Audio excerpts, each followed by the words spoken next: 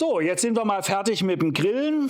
Das Fleisch ist gegessen oder das Gemüse, das Leckere. Jetzt können wir noch ein schönes Feuerchen machen. Wir nehmen einfach den Grillrost weg, stellen ihn zur Seite.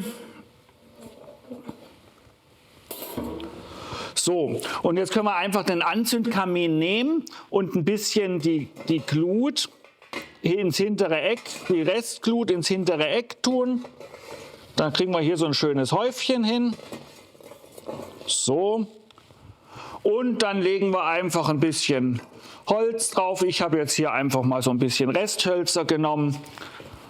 Und so können wir uns nach dem Essen noch ein schönes Lagerfeuerchen anheizen und den Abend ausklingen lassen, das Bierchen zu Ende trinken, noch ein Fläschchen Wein aufmachen oder einfach gemütlich zusammensitzen am Feuer. Und das Schöne an den Lagerfeuer hier im FireQ ist ja das, dass wir die Möglichkeit haben, durch diese Windschutzbleche, die ja gleichzeitig auch eine Hitzereflektoren sind, haben wir ja deutlich mehr Hitze in dem vorderen Bereich als hier hinten. Das ist ja auch der Grund, weswegen wir den auch immer von hinten tragen. Also hier hinten kann ich jetzt locker meine Hand hinmachen und hier spüre ich jetzt schon richtig Hitzeabstrahlung, so dass man hier vorne einfach sitzen kann, ohne dass einem kalt wird. Ja, das raucht jetzt noch ein bisschen, bis die Flamme gekommen ist. Man kann noch ein bisschen reinpusten.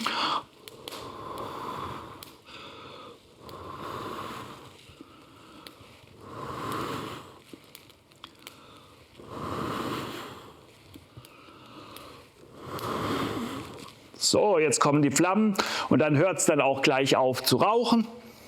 Auch hier, wenn man jetzt sagt, klar, wir sind jetzt hier in einem Studio, da kann man natürlich nicht unendlich Feuer machen. Jetzt kann ich auch den Grill durchaus mit Feuer mal wieder wegtragen. Das mache ich so, wie wenn ich ihn mit einem Anzündkamin wegtrage. Ich schnappe mir den einfach vorsichtig von hinten, dass ich geschützt bin und kann ihn wieder ins Freie tragen.